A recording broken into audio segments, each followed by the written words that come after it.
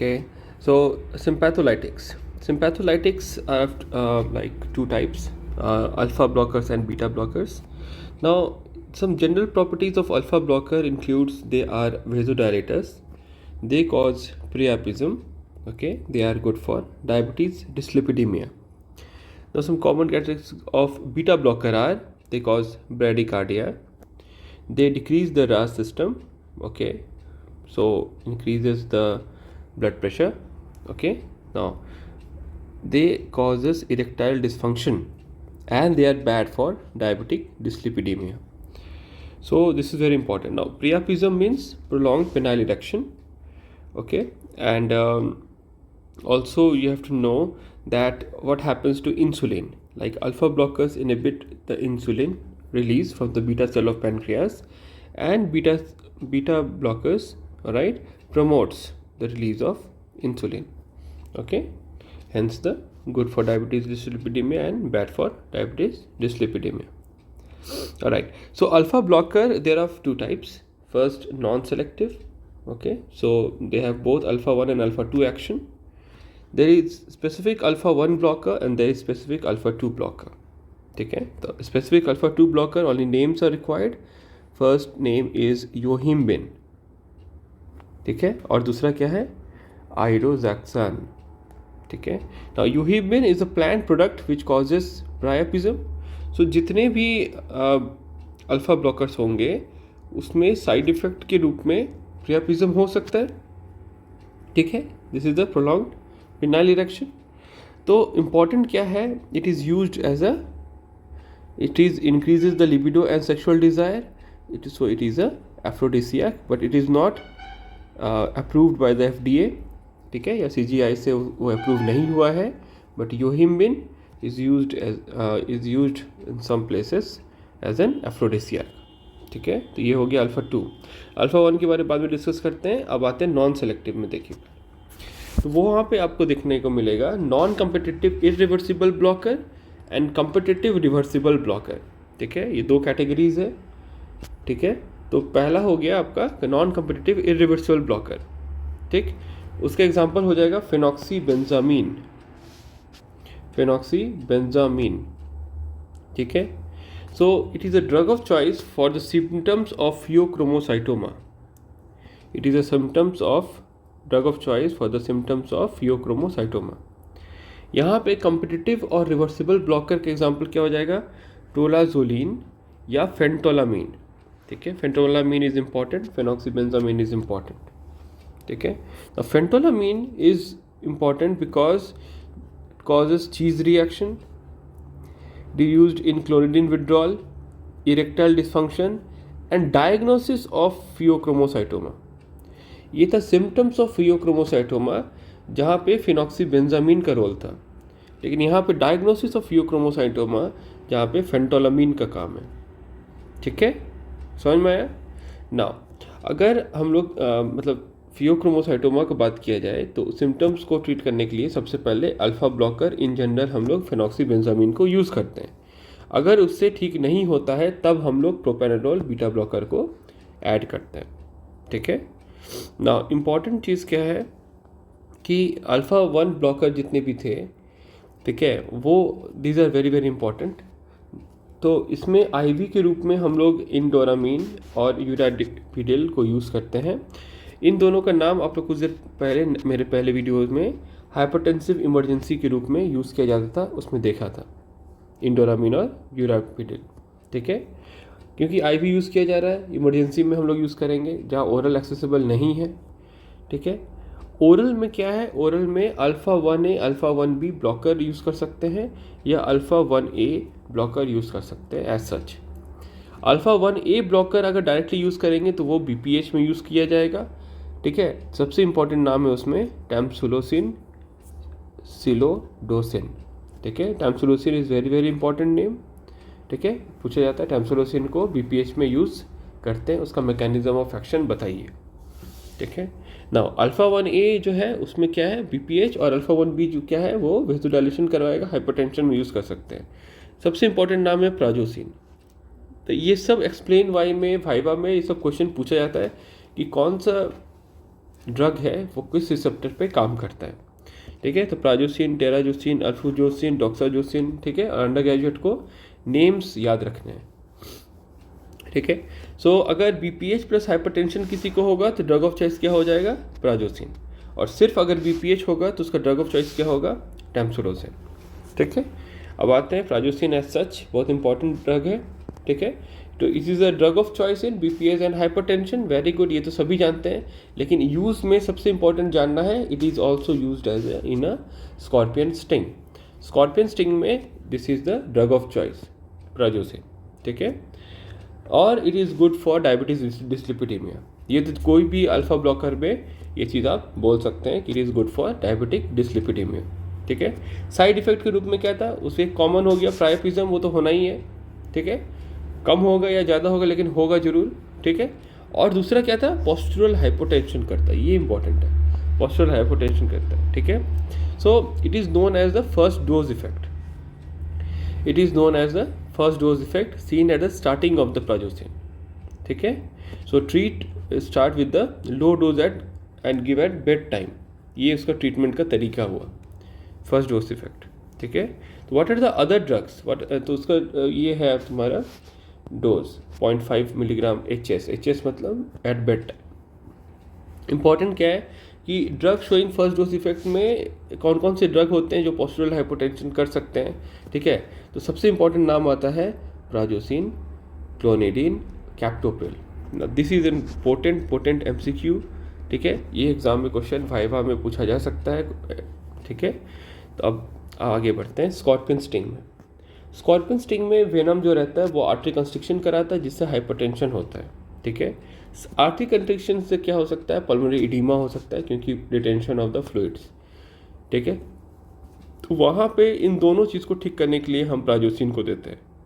ठीक है, पेन या मसल स्पाज्म होगा तो हम मिडाजोलाम या एनसेड दे सकते हैं, लेकिन ड्रग ऑफ चॉइस ऑब्वियसली सबसे पहले एंटीवेनम होगा।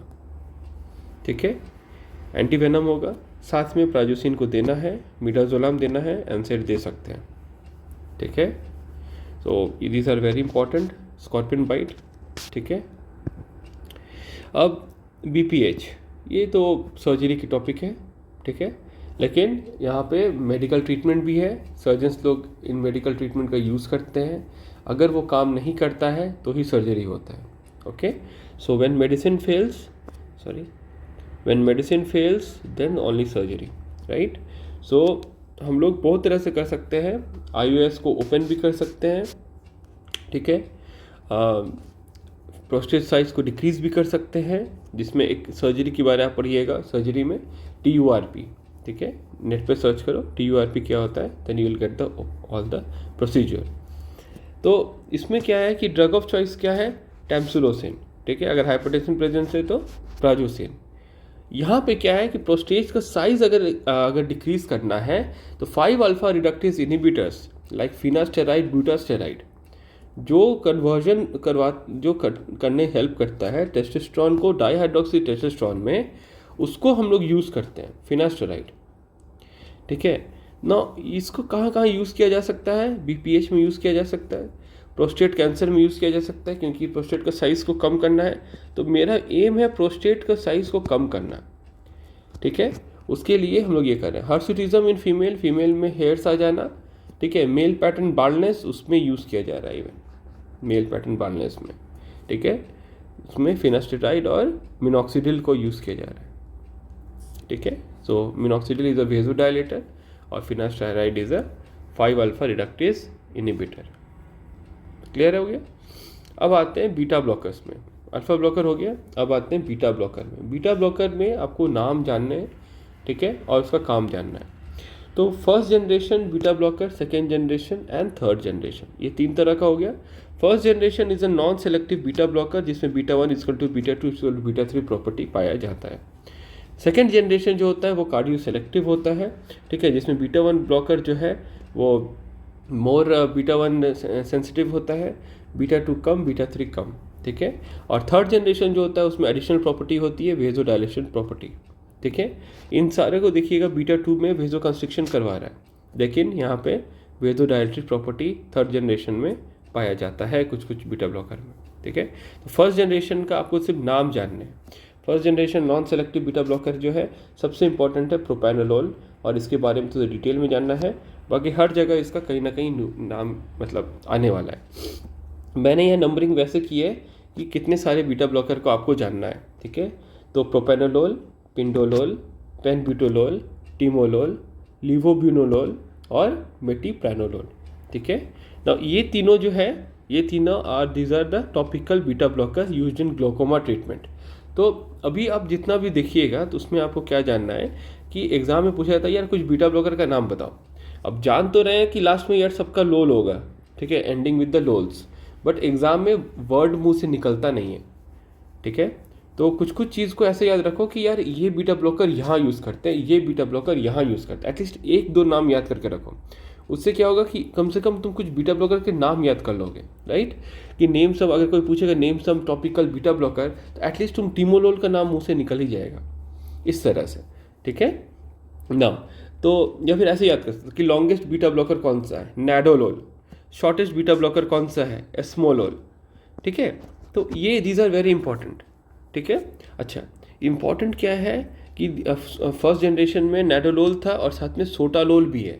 तो सोटालोल का इंपॉर्टेंट प्रॉपर्टी क्या है, it closes the potassium channel. तो अब बीटा ब्लॉकिंग प्रॉपर्टी भी है, बीटा चैनल को भी क्लोज कर रहा है, बीटा मतलब रिसेप्टर को मतलब ब्लॉक कर रहा है, साथ में पोटेशियम चैनल को क्लोज भी करता है, ठीक है। तो ये आपको एंटी एरिथमिक ड्रग्स का जो क्लासिफिकेशन है वहाँ पे आपको ये सोटालोल मिलेगा, because it closes the potassium channel as well, ठीक है। ये बहुत इंपॉर्टेंट ड्रग है, वाइवा में हमेशा ये सोटालोल पूछा जाता है कि name one potassium channel blocker and name one potassium channel opener. Opener के बारे बाद में डिस्कस करते हैं, पहले आते हैं सेकेंड जनरेशन बीटा ब्लॉकर में। सेकेंड जनरेशन बीटा ब्लॉकर जो होता है, एस्मोलोल होगा, एसिब्यूटोलोल होगा, मीटोप्रोलोल होगा, बिसोप्रोलोल होगा, एटिनोलोल होगा, ठीक है। नाउ थर्ड जनरेशन, अच्छा ये शॉर्टेस्ट क्यों है एस्मोलोल, बिकॉज इट इज़ मतलब ये स्ट्रेस जो है प्लाज्मा में उससे क्या होता है, वो मतलब डिस्ट्रॉय होता है, ठीक है ना। थर्ड जनरेशन बीटा ब्लॉकर जो है विद एडिशनल वेजो डायलेटरी प्रॉपर्टी जो होती है, ठीक है, वो क्या होगा, सबसे इंपॉर्टेंट क्या है, nitric oxide production. Nitric oxide production जो होता है नेविबिलोल, निप्राडिलोल, सेलिप्रोलोल, कार्टियोलोल, बुपिंडोलोल, ठीक है। तो ये लोग क्या करता है, नाइट्रिक ऑक्साइड का प्रोडक्शन करता है, ठीक है, विथ एडिशनल प्रॉपर्टी हो गया ये सब। मतलब जो नॉर्मल जो बीटा ब्लॉकिंग प्रॉपर्टी वो तो है ही, साथ में नाइट्रिक ऑक्साइड प्रोडक्शन भी करवाता है, ठीक है। Now this three are safest in asthma, आप देख सकते हो, ठीक है। सेलिप्रोलोल, कार्टियोलोल, बुपिंडोलोल, इन तीनों को हम लोग अस्थमा में यूज़ किया जा सकता है because they are very safe, ठीक। दूसरा है calcium channel blocking property also, ठीक है। तो हम लोग बोल सकते हैं कि ये जो BBC है, ठीक है, बिटाक्सोलोल, विवेंटोलोल, कार्बिडिलोल, ठीक है, BBC, इनको अल्फा प्रॉपर्टी के साथ में कैल्शियम चैनल ब्लॉकिंग प्रॉपर्टी भी है, ठीक है, समझ में आया। नाउ इम्पॉर्टेंट चीज़ क्या है कि यहाँ पे आपका बीटा ब्लॉकिंग प्रॉपर्टी बोल रहे हैं हम, अल्फा ब्लॉकिंग प्रॉपर्टी बोल रहे हैं, इवन कैल्शियम चैनल ब्लॉकेटी भी बोल रहे हैं, राइट। सो अल्फा बीटा, तो A, B and C, ठीक है, और उसके एग्जांपल क्या है, BBC। तो अल्फ़ा में भी जब हम लोग पढ़ेंगे अल्फ़ा में, तो BBC तो पहले आएगा ही, ये BBC तो आएगा ही, साथ में bucindolol, nipradilol, labetalol. Know this labetalol is a drug of choice in pregnancy, ठीक है, इम्पॉर्टेंट है क्योंकि इसमें अल्फ़ा ब्लॉकिंग प्रॉपर्टी भी है और कैल्शियम चैनल प्रॉपर्टी भी है और बीटा भी है, तो अल्फ़ा बीटा और कैल्शियम तीनों ही है, ठीक है। अच्छा, ये दोनों जो है, ये दोनों का स्पेशल प्रॉपर्टी क्या है, ये HDL का लेवल को बढ़ाता है। क्या करता है, HDL का लेवल को बढ़ाता है। और मैंने बोला था कि पोटेशियम चैनल ओपनर प्रॉपर्टी कौन सा है, अभी हम सोटालोल के बारे में पढ़े थे कि it is a potassium channel closing property. Opening property किसका है भाई, टिलिसोलोल, ठीक है। तो यहाँ समराइज किए हैं शॉर्ट में, देखिए, beta blocker with potassium channel opening property tilisolol, blocking property sotalol, calcium blocker, BBC drugs, hypertension in pregnancy, labetalol, contraindication in renal failure, ये नया चीज़ है यहाँ पे इन तीनों को यूज़ करते हैं कि it is contraindicated in renal failure, atenolol, nadolol और सोटालोल। ठीक है। एंटीऑक्सीडेंट प्रॉपर्टी में क्या आ जाएगा, कार्बेडिलोल। ठीक है ना, कार्बेडिलोल जो है उसमें कार प्रॉपर्टीज़ है। कार प्रॉपर्टीज़ मतलब क्या हो गया, calcium channel blocking properties, alpha blocking, और it reduces the hypertrophy of the heart in the CSF। ठीक है, तो ये इंपॉर्टेंट ड्रग है, इसमें एंटीऑक्सीडेंट प्रॉपर्टी भी होती है। ठीक है, तो मल्टीपल प्रॉपर्टी होती है, ये शॉर्ट नोट के रूप में आ सकता है। ठीक है, क्योंकि वो लिखने का बहुत कुछ मिल जाएगा आपको। राइट नाउ यूजेस जो है हम लोग क्या कर सकते हैं कि कार्डियो सिलेक्टिव बीटा ब्लॉकर जो होता है उसको हाइपरटेंशन में यूज़ किया जा सकता है क्योंकि ये रास सिस्टम को इनहिबिट करता है। MI और एंजाइना में यूज़ किया जा सकता है, अरिथमिया में यूज़ किया जा सकता है, और CHF में यूज़ किया जा सकता है। ठीक है, कॉन्ट्राइंडिकेशन क्या है, it is not given in AV block, bradycardia या एक्यूट हार्ट फेलियर। इसको क्रॉनिक हार्ट फेलियर में यूज़ करते हैं, एक्यूट हार्ट फेलियर में यूज़ नहीं करते हैं। It is a drug of choice for HOCM, ठीक है, कार्डियोमायोपैथी और टेट्रोलॉजी ऑफ फैलेट, है ना, MVP, माइट्रल वाल्व प्रोलैप्स। तो यहाँ पे इसको यूज़ करते हैं, it is a drug of choice. ठीक है, तो ये सब जान के रखिए कि कार्डियो सिलेक्टिव बीटा ब्लॉकर को कहाँ पे यूज़ करते हैं और कहाँ वो कॉन्ट्रा इंडिकेटेड है। ठीक है, तो बीटा ब्लॉकर अगर नॉन सेलेक्टिव का बात करें तो प्रोपेनलोल को हम लोग एकदम टिप ऑफ द टंग रखेंगे। ठीक है, और इसका प्रॉपर्टीज़ को याद रखेंगे कि प्रोपेनलोल को कहाँ कहाँ यूजेस करते हैं। यूज़ करना बहुत इंपॉर्टेंट है। जैसे याद करने से निमोनिक है 4P हीट, मतलब 4P में फियोक्रोमोसाइटोमा। ठीक है, उसमें बताए थे ट्रीटमेंट में अल्फा ब्लॉकर अगर फेल करेगा तो हम लोग बीटा ब्लॉकर दे सकते हैं, तो वहाँ पे प्रोपेनलोल का नाम लिए थे। ठीक है, prophylaxis of migraine, prophylaxis of migraine में भी हम लोग उसको यूज़ करते हैं। परफॉर्मेंस एंजाइटी उसमें भी यूज़ करते हैं। Portal hypertension to prevent the haematemesis, ठीक है, उसमें भी उसको यूज़ करते हैं। ठीक है, अच्छा, हीट में क्या हो जाएगा, हिमैंजियोमा मतलब उसमें यूज़ किया जा सकता है जिसमें हम लोग ड्रग ऑफ चॉइस को टिमोलोल को यूज़ करते हैं। ठीक है, हीट में H में E आएगा, एसेंशियल ट्रेमर्स। ठीक है, it is the most common movement disorder, essential tremors वहाँ यूज़ करते हैं। एंग्जाइटी एकाथेसिया में भी यूज़ करते हैं, और थायराइड स्टॉर्म जब आप पढ़िएगा तो वहाँ पे भी प्रोपेनलोल का यूज़ करते हैं अपार्ट फ्रॉम अदर ड्रग्स। ठीक है, द पोर्टल हाइपरटेंशन का एक्यूट ब्लीडिंग का मतलब उसमें क्या करते हैं, it is a drug of choice है ऑक्ट्रियोटाइड या वेजोप्रेसिन। यहाँ पे पोर्टल हाइपरटेंशन के बारे में शॉर्ट में बता रहा हूँ कि रप्चर द ईसोफिजियल वेराइसिस जो होता है वहाँ पे, तो उससे एक्यूट ब्लीडिंग होती है। ठीक है, तो वहाँ पे ऑक्ट्रियोटाइड या वेसोप्रेसिन को यूज़ करते हैं, बट प्रोपेनलोल को भी यूज़ किया जाता है। ठीक है, किस लिए, to prevent this kind of miss happening to occur. ठीक है, वहाँ पे प्रोपेनलोल को यूज़ करते हैं, बट डेफिनेटिव सर्जरी क्या है, it is the banding surgery. ठीक ना, अब side effect of beta blocker, तो side effect of beta blocker is bradycardia और AV ब्लॉक, ये सब कर सकते हैं जिसमें हम लोग बीटा ब्लॉकर को कॉन्ट्रा इंडिकेटेड मानते हैं। ठीक है, उसमें साइड इफेक्ट में सबसे इंपॉर्टेंट है अस्थमा। ठीक है, COPD, मतलब ये सब में हम लोग नहीं देंगे ऑब्वियसली क्योंकि ये सबको प्रमोट करेगा। वेजोस्पैस्टिक अंजाइना, रेनॉल्ड्स डिजीज, ये सब में हम लोग बीटा ब्लॉकर को कॉन्ट्रा इंडिकेटेड है।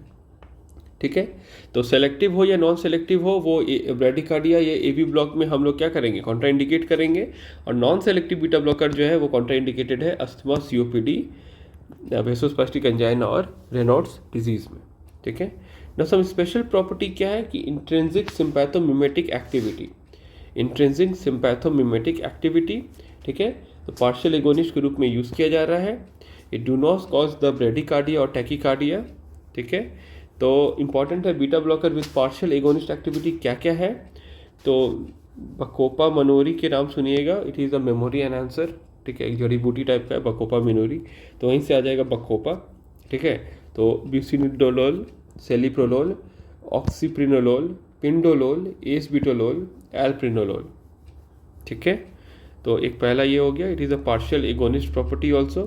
और मेम्ब्रेन स्टेबलाइजिंग एक्शन क्या है, it blocks the sodium channel also, ठीक है। तो it is use as an anti arrhythmic drug, ठीक। और ये सब उसकी दवा, ये सब उसके नाम हैं, ठीक है।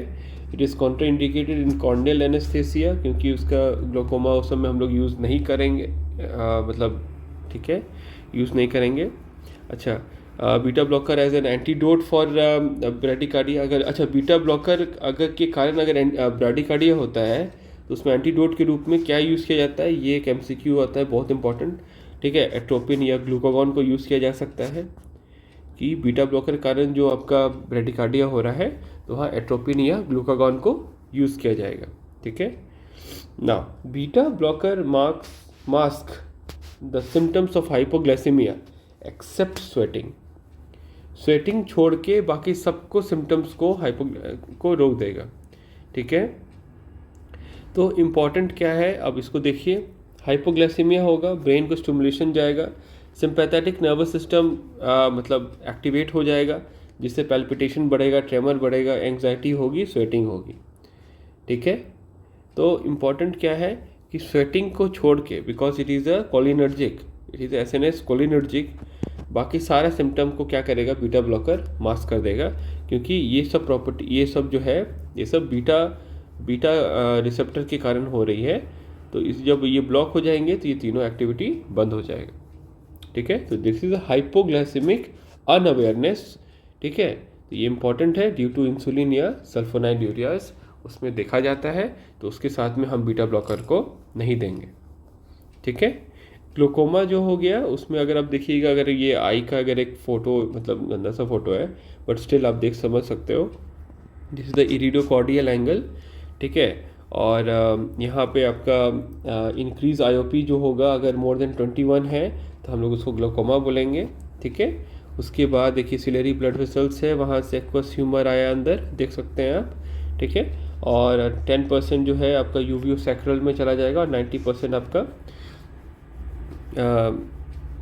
जो है आपका, मैं आगे बताता हूँ आपको। तो उसमें देखिए, इफ़ इरिडोकॉर्डियल एंगल जो है वहाँ पे अगर ओपन रहेगा तो उसमें आपका ड्रग ऑफ चॉइस जो होगा मायोटिक्स होगा, जैसे पाइलोकार्पिन, ठीक है। नाउ इम्पॉर्टेंट क्या है कि हम लोग जस्ट वेट, ये डायग्राम, ठीक है, ये देखिए।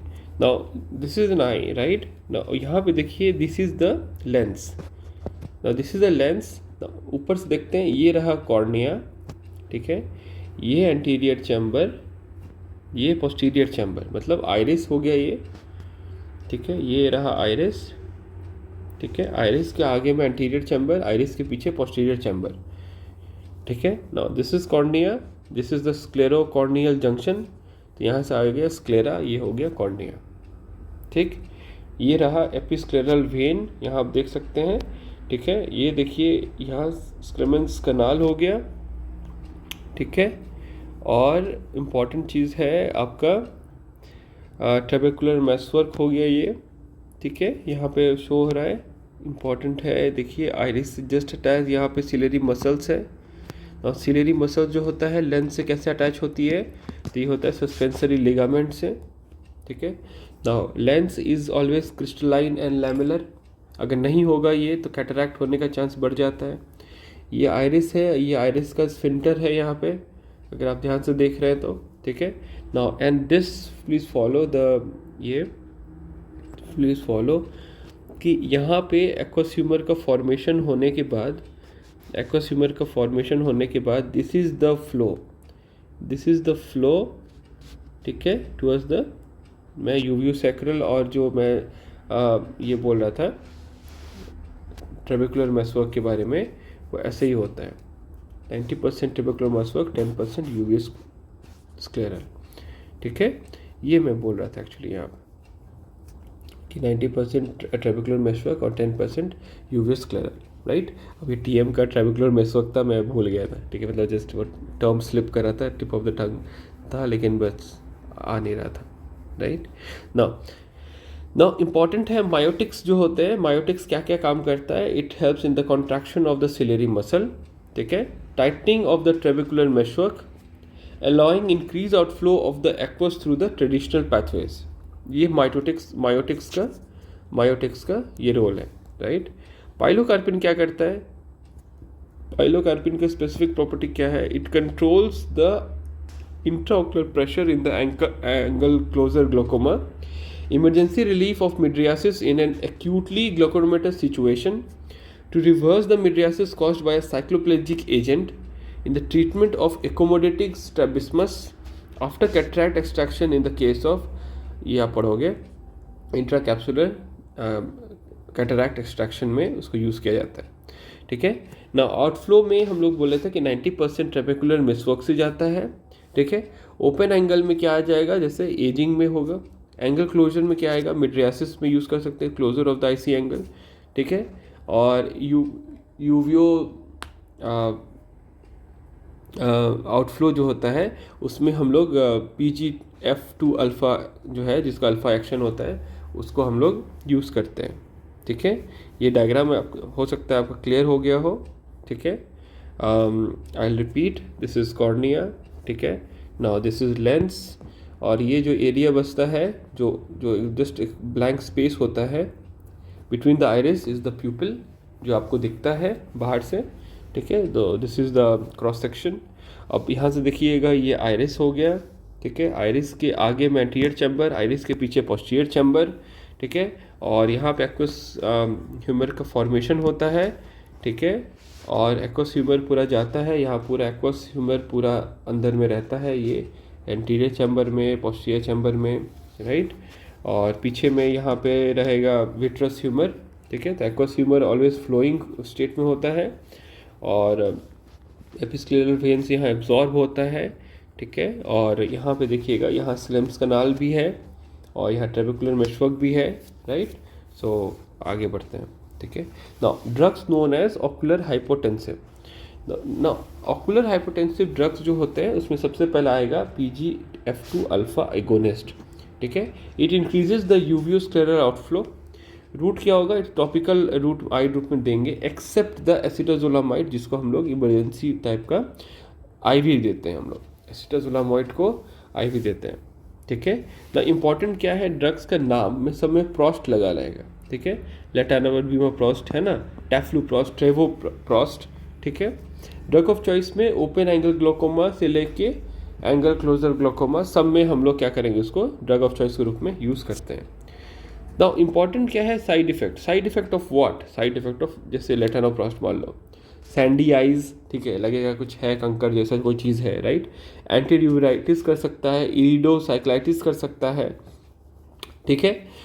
सिस्टॉइड मैकुलर एडिमा कर सकता है, सीरीज कॉन्ट्राइंडिकेटेड है ना। तो इट इज़ कॉन्ट्राइंडिकेटेड इन इफेकिक आई, ठीक है, कॉन्ट्राइंडिकेटेड इन डायबिटीज़ मेलाइटिस आई, ठीक। फिर क्या है, हेट्रोक्रोमिया आयराइडिस कर सकता है, मेलानिन का पिगमेंटेशन बढ़ा सकता है, हेयर ग्रोथ करा सकता है, क्योंकि ब्लड सप्लाई हेयर में बढ़ा देगा तो आईलैश या आईब्रोज का वो बढ़ जाएगा। तो किसी किसी के क्या होगा, आईब्रोज किसी का कम रहता है, हाइपोट्राइकोसिस, तो वहाँ पे ड्रग ऑफ चॉइस के रूप में उसको लेटानोप्रोस्ट को यूज़ किया जाता है, ताकि उसमें हेयर ग्रोथ करवा देगा, ठीक है। नाउ इम्पॉर्टेंट चीज़ है अब beta blocker. Now the beta blocker क्या करता है, it decreases the beta 2 mediated production of the aqueous humour. तो एक्वस ह्यूमर जो होता है उसका जो प्रोडक्शन होता है, तो उसको क्या करेगा, डिक्रीज करेगा। तो नॉन सेलेक्टिव बीटा ब्लॉकर को अगर हम लोग यूज़ करेंगे तो उसमें हम लोग टिमोलोल, लिवोबुनोल, ठीक है, this is the longest, carteolol, मेटिप्रेंडोलोल, ठीक है, this is the most effective, ठीक। तो इनको यूज़ करेंगे। कार्डियो सेलेक्टिव में आ जाएगा बीटाक्सोलोल, ठीक है, this is the second longest. It is safe in asthma and COPD, and retinal protective effect भी उसमें दिखता है, ठीक है। अब इम्पॉर्टेंट क्या है कि what are the side effects of it. These are the allergic blepharoconjunctivitis, सबसे ज़्यादा टिमोलोल में दिखता है, blepharospasm, corneal hypoesthesia and dry eyes, these are the side effect of the beta blocker. Miotics जो होता है, it drug of choice in the open the iridocorneal angle, ठीक है। पाइलोकार्पिन जो होता है direct, it is highly painful condition में ये रहता है, पाइलोकार्पिन जो यूज़ करते हैं हम लोग। नाउ फाइसोस्टिग्मिन और इकोथायोफेट जो होता है, ठीक है, it causes the maximum cataract, और उसको इनडायरेक्ट जो हम लोग ये है उसमें हम लोग मतलब रिफ्लेक्स है उसको टेस्ट करने में यूज़ करते हैं। ठीक है, नाउ ये देखिए आप, साइड इफेक्ट के रूप में मियोसिस करवाता है, decreases the visual acuity, crying कराएगा, lacrimation, punctal stenosis of the nasolacrimal duct, ये क्वेश्चन आया हुआ है। सिलेरी स्पाज्म कराता है जिससे पेन होता है, कैटरैक्ट और रेटिनल टीयर या डिटैचमेंट करवाता है। ठीक है, अल्फा एगोनिस्ट जो होता है मैकेनिज्म एक्शन क्या है, decreases the production, increases the uveoscleral outflow. ठीक है, तो अल्फा 1 और अल्फा 2 एगोनिस्ट में नाम बताइए, तो एपिनेफ्रिन और डिपिनेफ्रिन। ठीक है, this is the pro drug, और ब्लैक कलर का पिगमेंट में एपिनेफ्रिन ये करते हैं, बता रहे हैं अभी आगे। और अल्फा 2 एगोनिस्ट में अप्राक्लोनिडिन और ब्रिमोनिडिन इसको यूज़ करते हैं। इसके साइड इफेक्ट में ये आ गया, जैसे allergic blepharoscleritis conjunctivitis, lid retraction, apnea for less than 2 years के बेबी में, so contraindication in the children and infants. जबकि एपिनेफ्रिन जो होता है ब्लैक या ड्राई आई, डार्क आई कराएगा, हाइपरटेंशन और एमआई में कॉन्ट्राइंडिकेटेड है। ठीक है, safest in pregnancy is the brimonidine. ठीक है, इसी category B and C drug. Carbonic anhydrase inhibitor को भी ग्लोकोमा में यूज़ करते हैं, decrease the production of the aqueous humour. ठीक है, टॉपिकल आई ड्रॉप के रूप में ब्रिंडजोलामाइड और डॉर्जोलामाइड को यूज़ करते हैं, ओरल या आईवी के रूप में एसिटाजोलामाइड को यूज़ करते हैं। ठीक है, तो एक्यूट कंजेस्टिव ग्लोकोमा में जो इमरजेंसी होती है उसमें हम लोग एसिटाजोलामाइड को यूज़ करते हैं, it increases the aqueous humour. ठीक है, आईवी एसिटाजोलामाइड या आईवी मैनिटोल को यूज़ कर सकते हैं। साइड इफेक्ट क्या है, इट इज़ अ सल्फोनामाइड होता है तो सल्फर ड्रग एलर्जी होती है, सिलेरी इडीमा होता है, सेकेंडरी एंगल क्लोजर ग्लाइकोमा भी हो सकता है। कुछ नए ड्रग्स हैं जैसे नेट्रासुडिल जो होता है, ये एमसीक्यू में पूछा जा सकता है, this is the rho kinase inhibitor. ठीक है, इसका मैकेनिज्म ऑफ एक्शन पूछा जा सकता है। और this was the last video of the ANS, यहाँ पे हम एएनएस को कंप्लीट मानते हैं। ठीक है, so signing off, this is R D, bye.